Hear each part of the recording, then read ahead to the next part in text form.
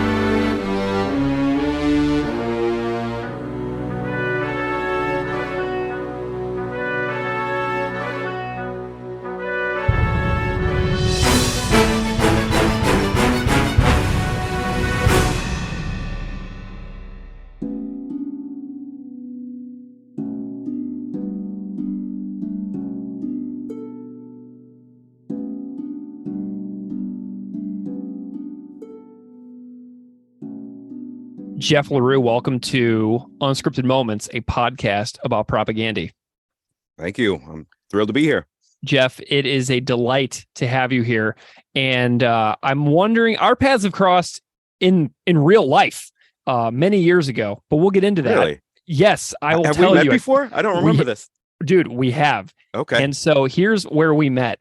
Last annual, your band came to St. Louis a couple times and played shows with a band called Form Follows Failure. Yeah. Jevin on drums. Yeah. Correct. Jevin from Much the Same on drums, and Josh, who went on to play briefly in Break the Silence. Yeah. Matt, who went on briefly to play in Near Miss, and my friend Derek, who went on to play bass a little bit for a Wilhelm Scream on a tour where they supported Less Than Jake. So I was like best buds with those guys, and I still have their EP. It was like maybe a 4-song or something like that. Was it the one with the kid on fire on the front cover? Yeah, I don't remember what the song was called, but there was a breakdown in one of those songs that I loved. I'm gonna have to go listen to it now. Yeah, it's the Silent Shadows Walk Thin Lines EP. Yeah. So they had a long band name and a long album name. Yeah. I remember we played with them at the Creepy Crawl in St. Louis, and I remember I had to ask them like 6 times what their band name was because I couldn't understand it. And then after the 6th time, I'm like, cool. I still didn't know until I bought the EP what the actual band name was. Oh, I believe it. And it's one of those, it's like an architecture. It's a play on an architecture term, I believe. Form follows function. Yeah. And so they just kind of switched around the words. But they're good buddies of mine. And I was at that show when you guys played with them at the Creepy Crawl, and I remember your brother Andy had a headband on and a headset microphone. But you guys were great, and I also saw you in Chicago one time. I can't remember exactly where. Oh man! But I saw you guys in Chicago one time as well. So your path and we have crossed a couple times, but just kind of in passing, just very briefly, you know. Yeah, that's very cool. It's weird how like Last Annual was a band, so I was. Between my 17th birthday and I think 19th or 20th birthday, maybe I was in Last Annual, and it's weird how many, like even just a couple days ago, there was this dude who was quoting Last Annual lyrics to me, and I'm like, dude, I don't even remember these lyrics. Like, it's so bizarre to me. You know, it was like still in high school at the time, and it's something that still comes up. It's just weird. Yeah, well, I just looked on Apple Music and I cannot find Last Annual on there, so I don't know if you guys have any stuff uploaded anywhere at all. But I mean, I still have it. I mean, I could send it to you, but no one in the band is putting any effort into getting those songs up on any sort of streaming service. Yeah, just think you could all get like a royalty check once a year for like 18 cents each for some streams, you know? 18 cents would be a lot more than I would expect, but yeah. So funny. So our paths have crossed, dude. And that's cool. I like your name. So, because Jevin lived with your brother Andy for a while in Chicago before he moved back to California. So that's kind of where I was a little more in touch with Andy because of Jevin. But you popped up continuously on Facebook for me because you're a part of the Propaganda Appreciation Society on Facebook, that Facebook group. I don't post on there a whole heck of a lot, but every time I do go there, you're always posting something interesting. I know. I'm always throwing stuff out there. Yeah, well, I appreciate it because I'm always looking for something fun to latch onto, which is how we came together today, which is fabulous. But just, you know, for the listeners out there who don't know you on that Facebook group, maybe just say hey to the listeners out there and kind of say who you are and what you do. Sure. Hey listeners, how's it going?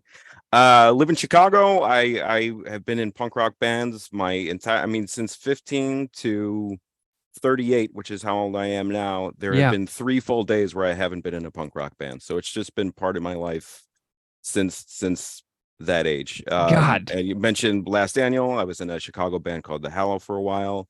I played drums in a band called Counterpunch for a while. I was in a band called Contents Under Pressure. I was in a band called Bad Dudes, which lasted maybe 6 months, but that's my favorite band name of any of the bands that I've been in. Nice. Bad Dudes. And then I'm currently in a band called Grey Ghost, which kind of relates to what you were saying. I got this gusto after we recorded and released our last 3 songs. I don't know. I don't remember when this was. It was 6 months ago or something like that. And I was like, you know what? I've been so influenced by Propaganda all these years. I'm just going to send them a Facebook message like, hey, I'm finally in this band that we're releasing music and like, we're all a bunch of old dudes. Like none of us are trying to get signed on major labels Mhm. or go on tour or anything like that. Like I'm not trying to ask you for anything. I just this is what I do, and I would love to hear any feedback that you guys have. And I think it was Todd who wrote back. He didn't sign his name in there, but for whatever reason, it just seemed like Todd's writing to me. I don't know Yeah. why. Yeah. But Nice. yeah, just it meant the world to me. Like he was so complimentary and was talking about specific lyrics that were making him laugh, and he liked the sound of it. He liked the harmonies, and it was just like, hey man, keep doing what you're doing. This sounds great. And it was like this perfect moment for me where I was like, oh my God, my hero just wrote back to me. Not only did he listen to my song, but wrote back and said that he dug it. And it was just this Oh, cool moment. well, And so Todd yeah, is, yeah, they're so great about that too, you yeah. know? Yeah, and it's actually not the first time that they've reached back out to me, because when I was a freshman in college, I was in some sort of history class that was about like international conflicts or something like that, and I had to write a paper, and I didn't know anything about this stuff. I didn't, I didn't even know how to research these kinds of things. And I remember I reached out to Propaganda. I just emailed them like, hey, you guys are knowledgeable. If you were given this subject, how would you go about researching it? And they wrote me back right away. They were like, check these books out, go to your library, go do this, check this out. You'll want to read this website. It was like, how cool is that? God. Yeah. It's a real thrill. And I mean, imagine like my joy too, like a similar experience of starting a podcast, talking about their music and just being complete nerd. And then like, they're actually like, oh my gosh, this is really cool. And then, Right. Yeah. and then participating to the extent that they have, where we have like, at this point, like a dozen hours of interviews of just us talking to them. I mean, it's really So surreal cool. if you think about like 1998 version of myself and then Right. this version of myself, where it's like I've gathered these collection of conversations that will mean the world to me for the rest of my life. It's just so amazing. It's And so cool. there's such a special band in that regard. And I know that everybody out there feels the same way, Yeah. which is why we all kind of pay so much attention to what it is that they do. Yeah. And I feel like a lot of people on that Facebook group have similar stories, because I posted that story on there, and I posted, people were like, oh, that's cool. Let's hear the music. And I posted that on there and got some good feedback. But other people were also posting in that chain how they had similar stories of them. It's just like, it's a band that is so accessible, and so cool to their fans, I love it. Jeff, how did you get into Propaganda? Do you remember your sort of origin story at all? Oh yeah. So you mentioned Andy. So I was 16. Andy's 7 years older than me, so he's 23 or something like that. We were both huge punk rock kids. My favorite band at the time was Strung Out. They were the greatest band ever to me, and I've always loved super gnarly, like intricate guitar riffage. I'm a And huge Strung Out fan too. yeah, yeah. Huge. So their guitar parts were a big influence on me, and their drummer Jordan Burns was like this massive influence on how I approach drumming. So big into them. And my brother walks into my room. He's like, dude, this band's coming to town that you'd like a lot, and they never fucking tour. So I bought you tickets, and you're coming with. And so of course I'm like, okay, yeah, sounds good. I'll go see this. So I went to see Propaganda live, having never heard a single song of theirs before. Oh And my God. right. And the first thing I ever heard by Propaganda was them live playing Fuck the Border. Sorry, I'm too weak to put this place. How the fuck's it going, fuck? We had this great intro plan, but our sound guy, Mark the Butcher, fucking fucked it right up. Thanks, Mark. Hey.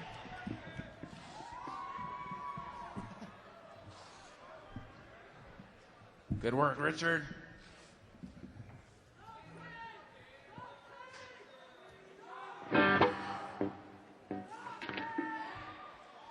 Thanks to Jay from the ADL. Believe it was Jay for his words and for coming out.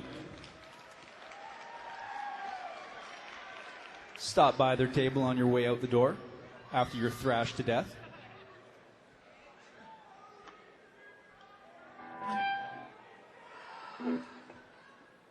Yes. Yes? Ready, Rod? I'm ready, George. Ready, Chris? This set's dedicated to Micah, who I just saw in the crowd down there somewhere. He put on the first show I ever played in the U.S. A long time ago. Minot, North Dakota. Way to get them riled up, Broad.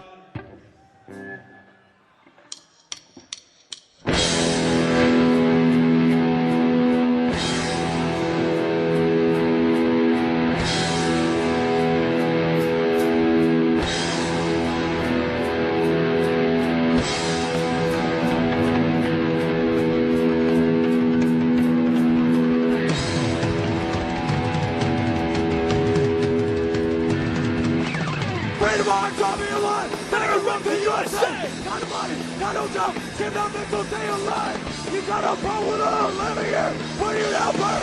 Before you fucking came, one country down, one country down, what people do? One country down, what people do? Send on the country, but we all from no fences, no borders, people for all. Fuck the border, fuck the border, fuck the border. Fuck the border!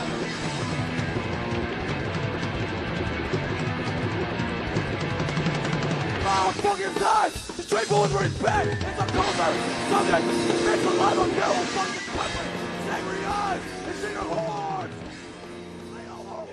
And I just remember, like, I looked over at my friend Eric, who had come with. We were both like, "Oh shit, this is another universe. Like, this is amazing." And for this chat, I almost chose "Fuck the Border" for that reason, because it was such a big moment for me. But from then on, I was like immediately hooked. Like, I bought Today's Empires at that show.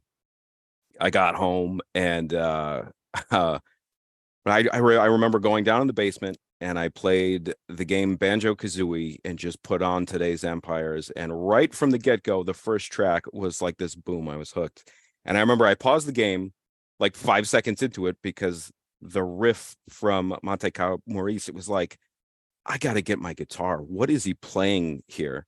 Yeah. And I probably spent the next 2 hours just like listening to the song over and over, but also that intro. I was like, I need to figure out what he's doing. And I didn't come anywhere close to figuring out what he was actually playing, but it was just this weird thing that was unlike any sound I had heard from a punk rock or metal band, because it's like, they aren't just power chords. They're not just major or minor chords. They're these weird, intricate chords that I had never come across in that kind of music. So that's how I was introduced to Propaganda. Dude, amazing. So I think I actually found the show you went to. Did you go to, Congress. Congress Theater, March Yep. 3rd, 2003. Yeah, it's up on YouTube, I think. Yeah, I'm looking at the videos right now. It was either January 3rd or March 3rd. I can't tell if the dating is like the European or the American month first or day first. I think it's March, because I think the album came out in February. I might be totally wrong on this, but I think the album came out in February and they went on tour right away. And we were like, Chicago was pretty early on that tour, I think. Dude, I think that's one of the only shows that I was able to find where they played Ladies Night in Loserville live. Yeah. Like that episode, I think that's the one that I ripped off YouTube to include in the Ladies Night episode. Yeah. That I've gone back and watched that a handful of times, because it's like the video and all audio quality aren't 100%. Right. They're not synced up properly. Yeah. It's so cool for me to relive that moment and be like, dude, you could probably see me in the crowd as this little 16-year-old, like, holy shit, this is going to change my life. And it totally did. You have no idea how happy it makes me that you were at that show, because I've watched those videos so many times. And I was like, this is like, so it's like the Kowalski trio era, which is what I call it. It's pre-Beeve, pre-Sue Lynn. So it's just the three dudes, man. And I'm just like, yeah, this is so amazing. Right. And they played like Purina Hall of Fame, like all these songs that I didn't know at the time. But of course I've gone back and like, oh, I saw that live, Yeah. Have you seen them more times than just that one show? So I was trying to think about this. I think I've seen them 6 times. Nice. I saw them up in either Milwaukee or Madison. I don't remember, but that was on the Potemkin tour. And then supporting cast. I was in grad school. I was in London at the time, and I saw them for that.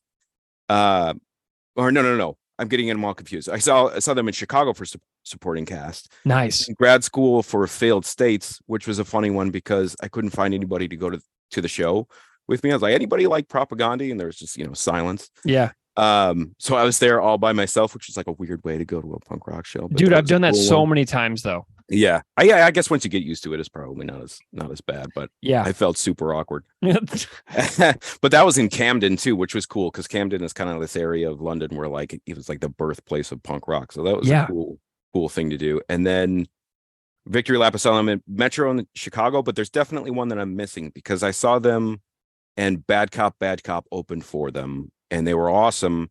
And that wasn't any of those shows. So it has to be at least 6 times. Man, I think I've that seen them. Bad Cop tour was 2017 because when I had Lynn from Bad Cop on the podcast ages ago, let's see, Bad Cop 2017. Yeah, so it looks like it was, you probably saw them with Iron Chic, maybe. Yeah. Heart Sounds, Reviver, Bad Reviver. Cop. That's it. Yeah. Summer totally. 2017. Yeah. Yeah, that was it. Amazing. Yeah, so cool. Bad Cop. Their most recent album, so good. If you haven't listened to it, yeah. Oh, I love it. I had Lynn. So Lynn was on the podcast for the I believe it was the Call Before You Dig episode. Man, I'm going back in my memory here, but Lynn from Bad Cop is on the podcast too, which is awesome. So cool. Yeah. Oh my gosh. Okay, so you've recently sent me this incredible file. You've mentioned Matakal, Moris, Ukun, Rasik a little bit. This is a song that sort of has stuck with you throughout your life. It sounds like like this is kind of like one of like the ones. Am I making sense here? Yeah, totally. I mean, there were so many songs by them that hit me in certain ways that it was really hard to choose just one of them. But this one ended up being the one. Sorry, I didn't mean to interrupt what you were saying there. No, that's fine. I mean, so we're doing people will have heard your the cover that you did. I put that at the start of the episode here, so everybody's already heard the thing that you have made. But tell me a little bit more about the record, like Today's Empires, Tomorrow's Ashes. Like, take me on like a little journey here of your thinking about what this record means to you in general. Sure. Yeah. Oh man, that's a lot to unpack. So I'm gonna have to talk about Today's Empires and Less Talk for a bit. Sure, if that's okay. That both of them kind of equally they both kind of riff off each other in my past, I guess. So for the longest time, whenever anyone asked me my favorite album, I've always told them Today's Empires by Propaganda. It's just like my standard go-to favorite album. Like I mentioned, I saw them on their tour for that album, having no idea who they were. So buying that album and listening to it over and over and over, it just hit me at the right age. When I was perfectly primed to get sucked in by this kind of punk thrash sound that they kind of unique punk thrash sound that they have going for them. But then also, my how do I word it? Like my brain hadn't been cracked open enough to absorb a lot of the world around me at the time, as a 16-year-old kid. And Today's Empires, I would say, is a big part of the first step that I took toward kind of shedding that mindset of like a sheltered, white, straight, kind of suburban American dude raised in a conservative, super Catholic environment. Right. It was one of the first things where I was like, I've known all this stuff since I was a kid, and maybe the stuff that I know is kind of wrong. And it's like, I don't know, it's embarrassing to admit now, but like I didn't absorb the messages of Today's Empires right away because I was like, how can you? I was that, coming from Loving Strung Out, I was like, damn, dude, check out this solo in Purina Hall of Fame. Like, the meaning of the song didn't really impact me. It was all like the gnarly riffs and the cool drum parts and the bass and just their voices sound cool. I wasn't interested or knowledgeable about politics or anything at the time, and I didn't really read the lyrics from Today's Empires. When I got it, I just tried to play all the songs on guitar because they were so cool. But then, so a few months later, so I was 16 when I first saw him, got the album, was totally obsessed, told all my friends about it. For my birthday that year, a friend bought me Less Talk, and so this would have been 2001 or something like that, 17th birthday. And the messages of that album like weirdly hit me, particularly the song Less Talk, but the whole album, I guess, really. And part of it, I was trying to think about this yesterday and why why it hit me. And I think part of it is just the actual mix of less talk, because the vocals are so much more prominent, at least to my ears. They sound a lot more prominent than they do on today's Empires, but also the songs are like, I would say on average, like slower. Yeah. So the lyrics were like much easier to pick out for me at the time. Yeah. But whatever the reason was, I remember listening to the song Less Talk, and something about it made me stop and kind of be like, wait a minute, what is he trying to get across here? Like, what the hell do these lyrics mean? I need to know more. I need to absorb the lyrics of this song. So of course, the lyrics are in the CD booklet. So I read along with the lyrics, and it was like mind blowing to me. Like, first of all, they're all written in this kind of free paragraph style format. You know what I mean? Which is so brilliant. It takes you off guard immediately, because it's just like, it's not a super common way to write lyrics, but reading along with Less Talk, it did something that music had never done for me before, which is like, it challenged me. Yeah. I remember thinking this like so clearly, like, shit, I love the sound of this band. I've loved the sound of this band for a while, but they're challenging me about these problematic viewpoints that I've never even thought to evaluate up until this point, right? It was the first band that I ever listened to that was like, it confronted me head on and was like, I felt like the song Less Talk was saying to me, like, no, don't just mindlessly listen and sing along with my lyrics. I have a specific thing that I'm telling you, and the song is like, I'm talking to you. I'm talking to the fucking white straight male fucking suburban problematic little dipshit teenager who doesn't realize he's part of the problem yet. And I just remember hearing that, and as a little dipshit teenager, it's like it totally changed my life. Yeah. So this is another one where it's like, for this chat, I almost chose Less Talk for that reason. Yeah. But, anyway, so I had this realization. I was like, man, okay, I've only been enjoying 50% of what this band has to offer so far. I'm a nerd about guitar and drums, and I like the melody lines and whatnot, but I haven't been absorbing a massive part of this band. So now I need to go back and dive into today's Empires, because that's the album that I just became completely obsessed with, right? I have to go back into that album and read along with everything, and that had an even bigger impact on me. And as you can imagine, particularly this song that we're about to talk about was, oh my gosh, like, how can it not? I mean, like, you read the lyrics along with it, Oh my gosh, dude, whenever we were interviewing, so this is one of the episodes, Mataka, the original one, where Keith and I were procrastinating this episode for months, essentially, because we were afraid of it, because there was such a deep and intense backstory, right? For stuff regarding, the life of Bela Gallos and the regime of Suharto, and the all the stuff that's referenced in the song regarding the sterilization of people. And it's just so much that we really had no idea what to do with something this intense. And then Keith and I were both like, we are not smart enough to handle this content. And I hope I'm smart enough. Now I'm getting nervous. Oh man, it was just really, really overwhelming. Like, there's a few episodes that we've done that really were terrifying to us. Mateka being one of them, another one being Oka Everywhere. There are just some episodes that we were just completely terrified to even approach. But let's talk. Yeah. At first, I thought you were going to say you were terrified of it because you'd have to pronounce it. And like, that's been something where I'm like, I'm going to have to pronounce the name of this song, and I hope I don't mess it up on this podcast. It'd be so embarrassing. Man, you know what I did is, like, there are videos of Chris kind of introducing the song on YouTube and on their Live from Occupied Territories.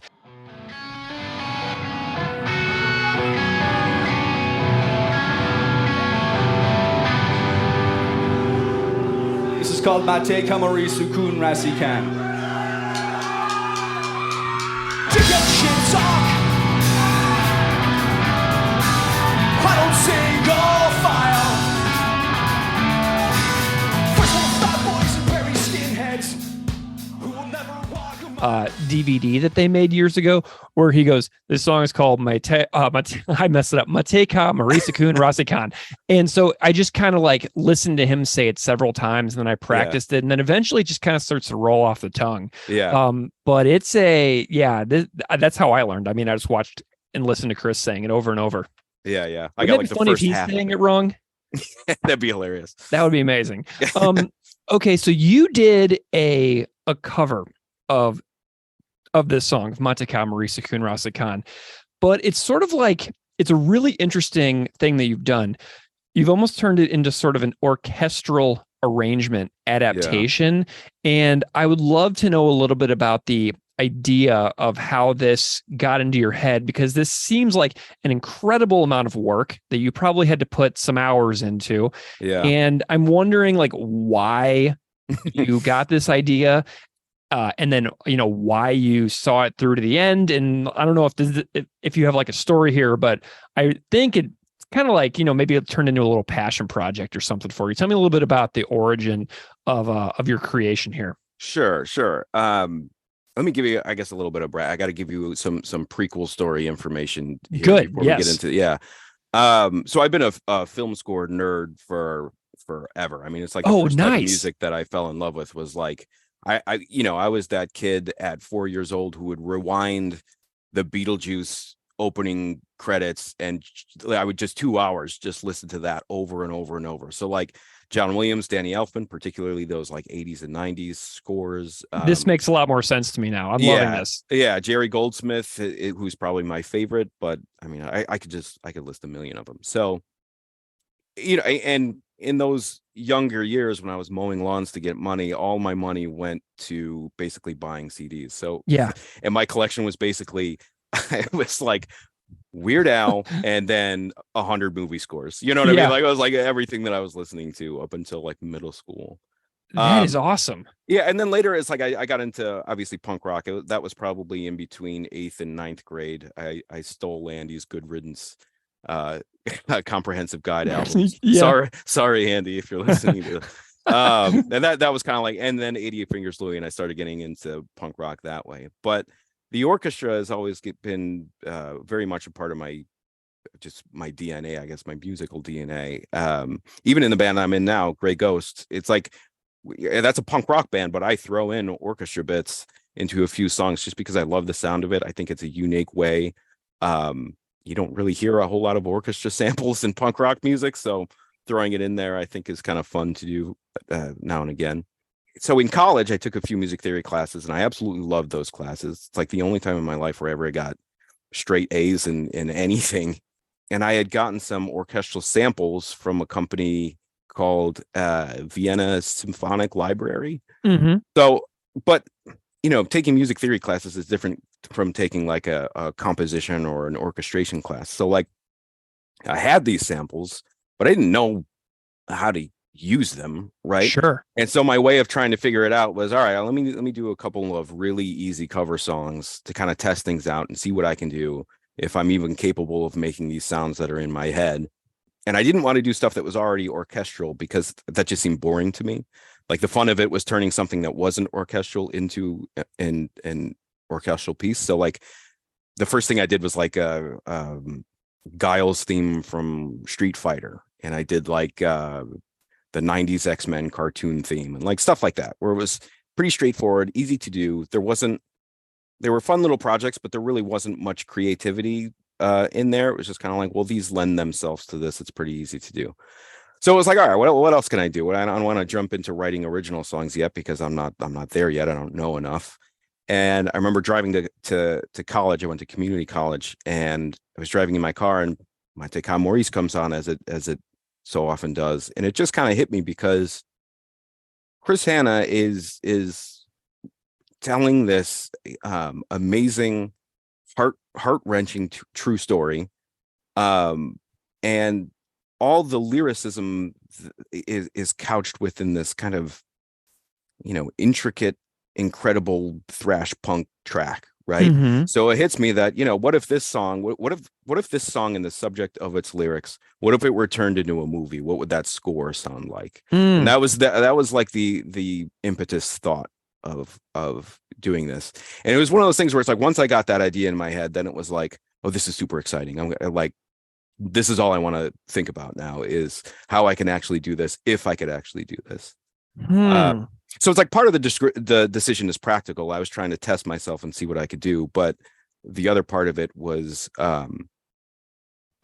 I just thought it would sound fucking awesome. Like I wanted to hear it. You know what I mean? What would that sound like? I want to hear what that would sound like. And I don't know anybody else who would do something weird like that. So I guess I have to try.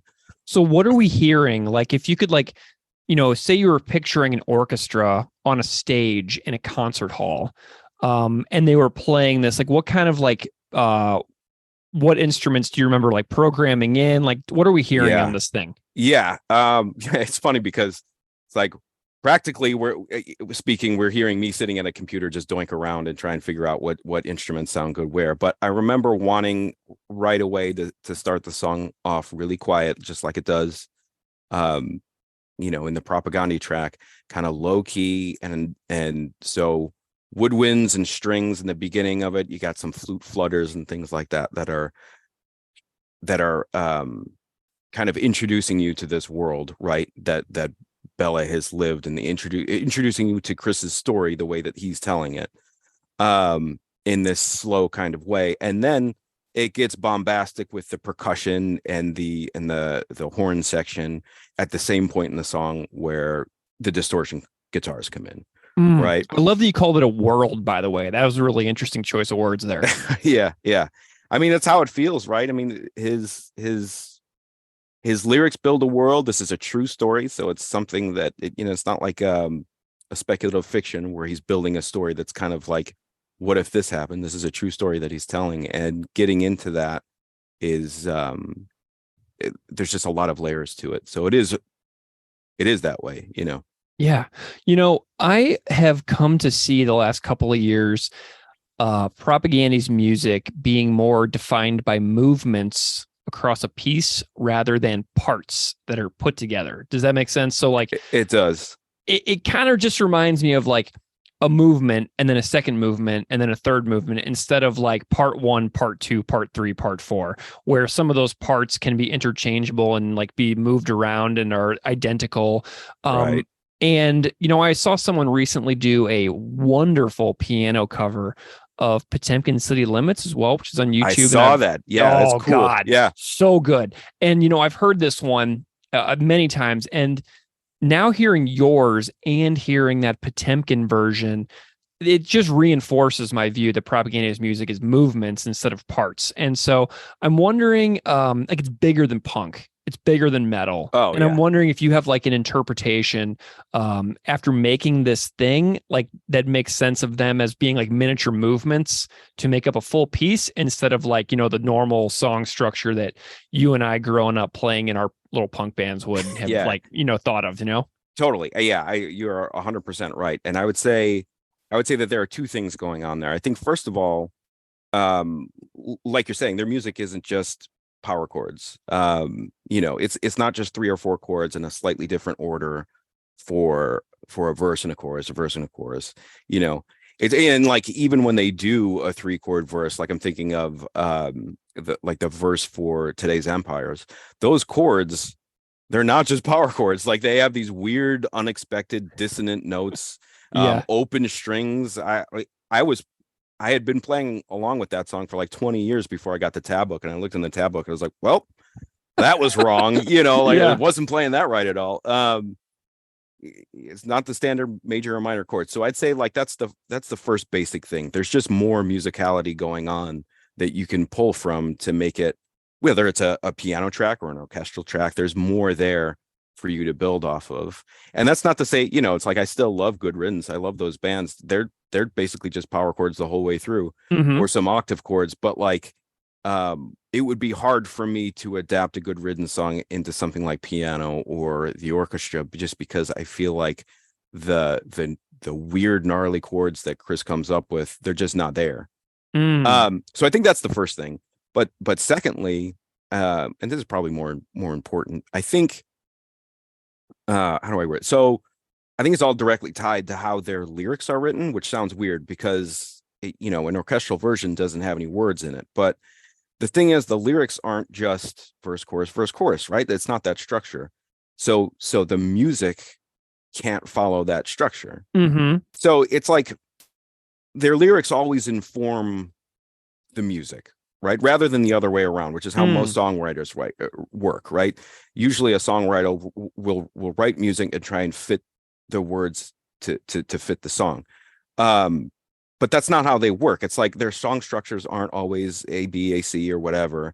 They take these weird, unexpected turns, and at least I would say it's because they write their music to fit that kind of lyrical journey rather than the other way around.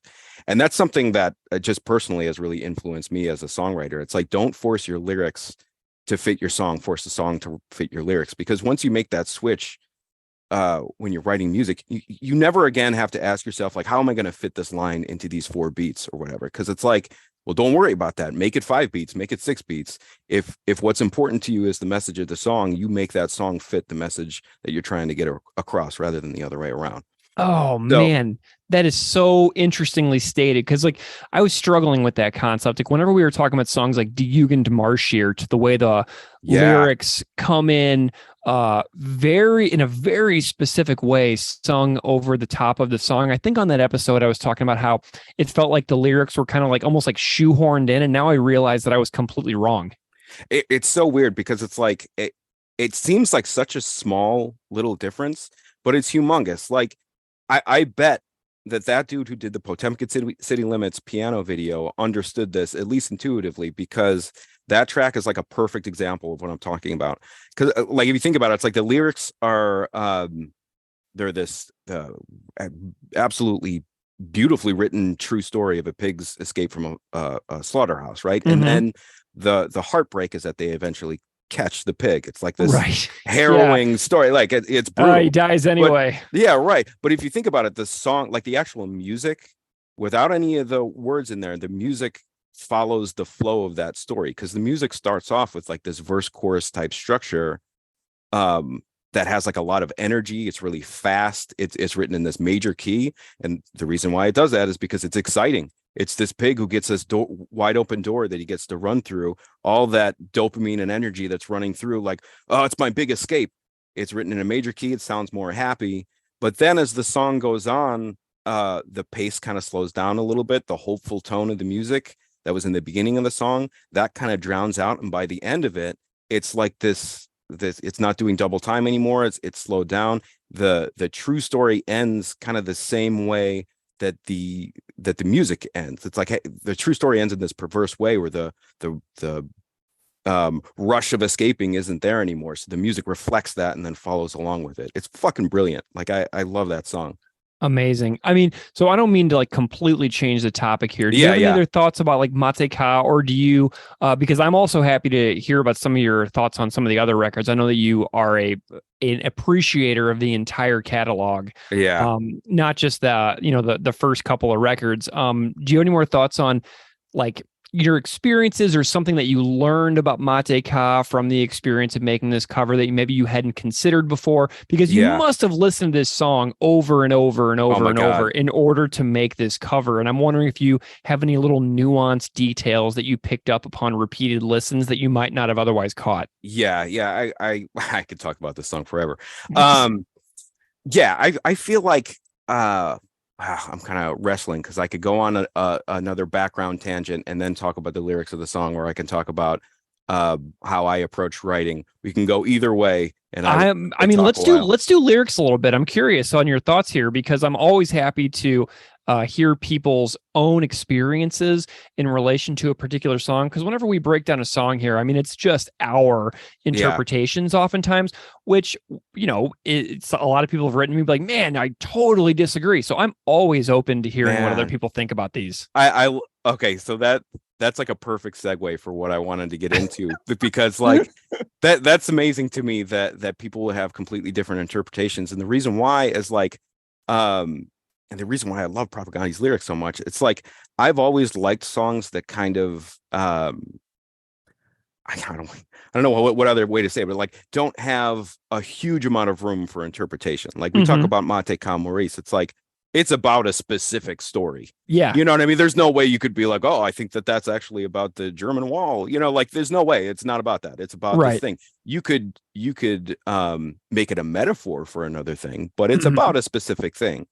And I feel like there are a lot of lyricists out there who I don't know, for lack of a better word, I feel like they hide kind of laziness by making songs really vague and like completely open to interpretation. And a lot of genres that's like really celebrated, it's like, wow, this is so deep, but it's also universal. And to me, it's like, no, it's not. Interesting. It's like I the clearest example I could give you is like any pop song where there's like a love song with a lot of general language, you did this to me, I can't believe it, or whatever. It's like vague language, so you, the listener, can mold into any situation.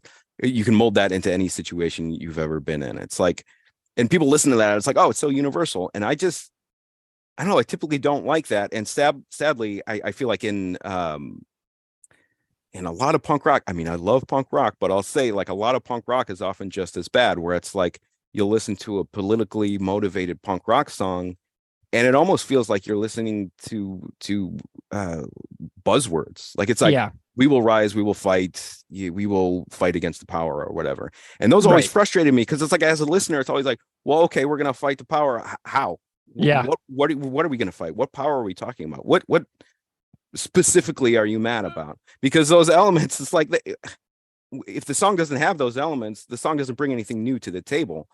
And it's the same thing with like, if you work in an office and you're in a meeting and people start talking about like synergy or holistic or whatever, it's like there's no, I don't know, I was going to say there's no meat to it. That's probably a horrible thing to say on a propaganda podcast, but like, punk rock song with vague, angry lyrics that are supposedly political, it's like, that doesn't inspire me. That's not thought provoking. That's not it doesn't stay with me as like a brilliant artistic output. And like, at best, a songwriter will have an interview where they're like, oh, that song is actually about, my daughter's pet hamster and how sad she was when she passed away or whatever. And to me, it's like, dude, that sounds way cooler. Like, I wish you wrote that into the vague lyrics, because that sounds like a better song. Like I would have responded to that emotionally. Having gone on that huge tangent, bringing it back to propaganda, one of the things that always hit me about propaganda is that they never cheap out with that. Like, their songs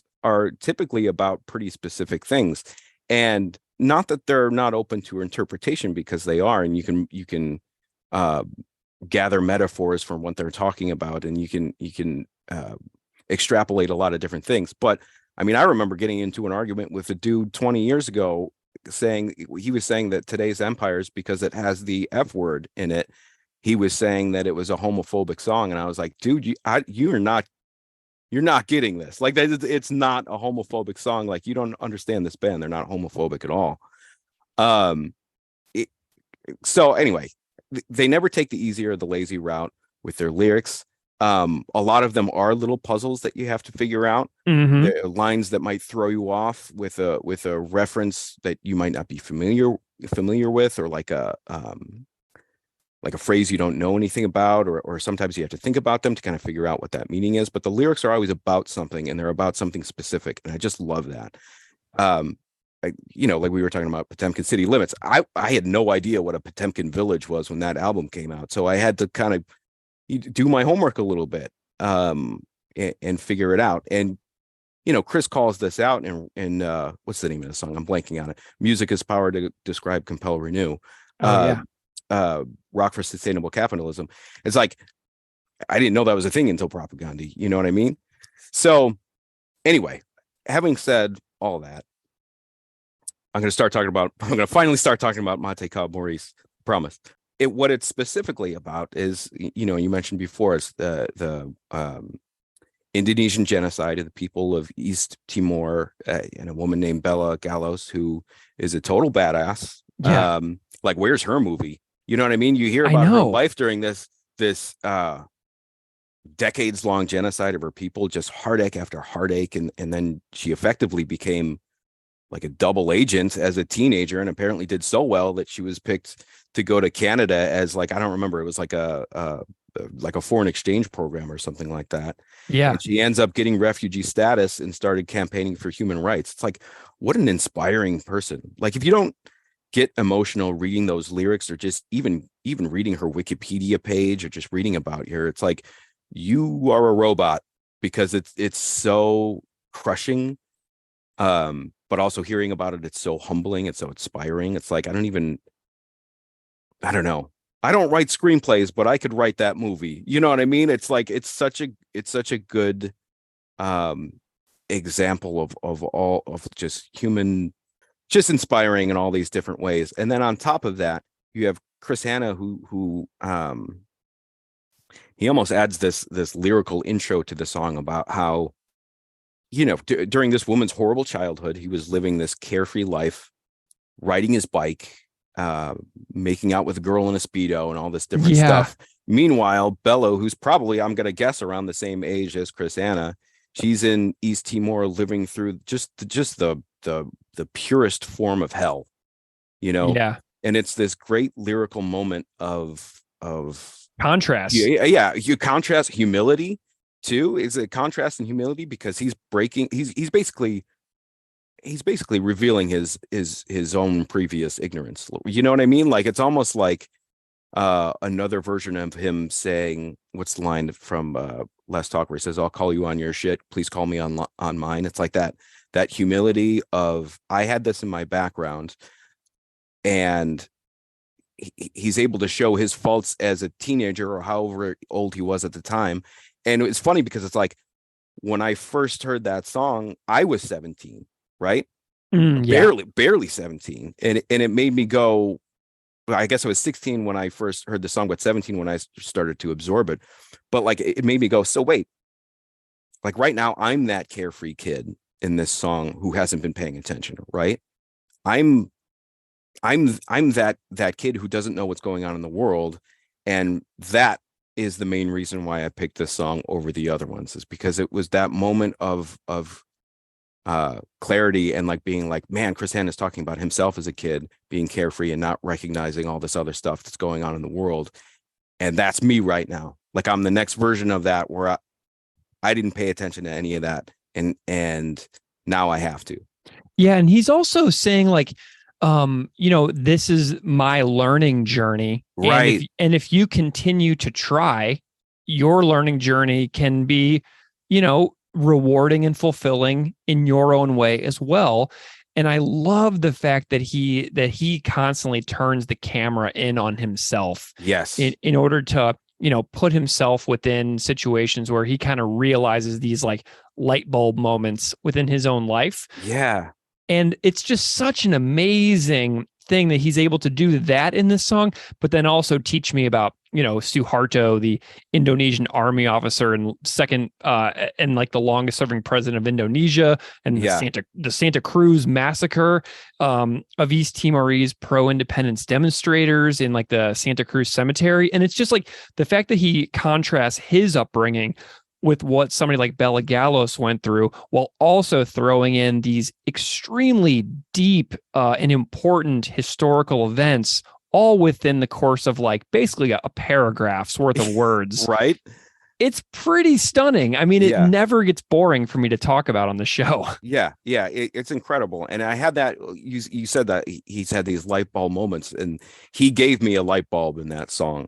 Do you know what I mean? It's like, it's so incredible that he was able to do that in one paragraph. And I felt for a while, after reading all the lyrics of Today's Empires and reading through Less Talk, it was like, I felt like I was Roddy Piper from They Live. You know what I mean? Just like walking around at things and being like, oh shit, none of this is what I thought it was. And like, I was just one of these people walking around completely happy in my own little world. Happy to not think about big issues because they didn't affect me. And I just those lyrics are really the spark of that light bulb that made it happen for me. What were some of the things that you noticed about the reissue of Today's Empires that really jumped out at you? Yeah, well, the first thing that jumped out to me was there was a lot of EQing done on the separate instruments so that you could pick out everything a lot easier. Mm-hmm. And I mentioned this before with Less Talk, where the vocals are much easier to grab as a listener, as a first time listener to that album particularly, whereas they weren't really easy for me to grab the first time I listened to Today's Empires. But that new mix of Today's Empires really makes the vocals pop. You can hear kind of every different instrument very clearly in that mix. And objectively, I think it's a much better mix than the original release. But what's funny is that it's like I've listened to that original release for 20 years, and that was the one that was like a huge impact on me. So if I ever go back and listen to it, I always listen to the original one, even though I know that like objectively the newer reissue of it sounds much better. But it's like I don't know if it's just comfort food or whatever. It's like that this is the version that I'm used to, and I always just want to hear this version of it. How did you make sense of the clips being taken out, like Ego Sum Papa, Purina, Mateka? Like they cut out a lot of stuff in there, and I'm wondering how that sat with you as a listener, because I've said it here before that I really like that both versions exist, because one of them you just get through the record like kind of a lot faster. But what are your thoughts on the removal of the clips? I feel the same way. So it's almost like if there's a special edition of a movie where they change something, I want the original version still available. And if they made it so that I couldn't listen to those clips anymore, I would be pissed off. But since I could still listen to either version, it works for me. But I'll tell you, back in the day, back in like, I was still in high school at the time, so 2001 or whatever, I had a program called Cakewalk, and I put Today's Empires into this program, which is, similar to like Logic or whatever now, only much more rudimentary. And I cut out the clips so that I could listen to the songs a lot faster. No way. At the time. But if I were ever, how do I explain it? So if I were just listening to one track at a time, I would listen to the tracks without the clips. But if I were listening to the album, because sometimes I just like to listen to a full album and get that full experience, I'll listen to it with the clips. But I think I love those clips in those songs, but I totally get, like you were saying, I totally get the instinct of like, okay, we can get through these a lot faster without them in there. Jeff, I'm really excited that you did this cover, because their music lends so well to it, and I'm wondering if you would consider doing more in the future. Yeah. I mean, I would love to. I always have this mentality where it's like, if one human being out there likes something that I've done creatively, that means the world to me. Like that's enough. And so to hear your positive response, because I mean, I did this like 6 years ago or something like that, and I threw it up on YouTube, and I think I have maybe 2 comments on there, and they're both very positive, and that's great. Yeah. But it's like talking to you about it and hearing your response, it's kind of making me like, maybe I should do more of that. Maybe I should think about a good song to do that would lend itself to the orchestra, and take another stab at it and see. I think that you should. And it's just something to especially you're in the dead of winter over there as well in Chicago, and over here in Buffalo, I mean, our winters it is what it is over here. But I love these kinds of little creative projects that can get us through some times. If you happen to find yourself with a little bit of free time in the wintertime, and you're like, hey, maybe I should do another orchestral cover, definitely do it, and then we can talk about it more. I think these are always super fun, and you are welcome here anytime. But cool, man. I appreciate you. I appreciate the podcast. This is awesome. I love it. Well, Jeff, thank you so much. Why don't you go ahead and tell everybody where they can find you if they want to check out your tunes or get in touch? Sure. Yeah. I guess get in touch. I'm on Facebook. You can find me on the Propaganda Appreciation group on Facebook. Gray Ghost is the name of the band that I'm in. So GRAY Ghost. And we had to put a "the" in front of it for all the streaming services, because there is another artist out there called Gray Ghost. So officially it's called The Gray Ghost, but we just call ourselves Gray Ghost. Check that out. We released a lot of music. We've been releasing 3 or 4 songs every couple of months over the last few years. It's a lot, as you can imagine, it's a lot of left-wing ideas, unsurprisingly. Typically we try and make it kind of funny, kind of humorous. So like like there's a song that's about being an atheist, but all the lyrics are Kurt Russell puns, so it's called Kurt Russell's Teapot. It's like things like that. We try and make people laugh while we're, saying our left wing ideas in there. Yeah, if you like it, check out our Facebook. We have a Bandcamp page. We have all that stuff. You can send me a message. I'll friend you on Facebook if you want to talk or chat or whatever. Jeff Lareau, thank you so much for Thank you so much. coming on Unscripted Moments podcast for Propaganda. Been a real pleasure. Hell yeah, man. Thanks so much.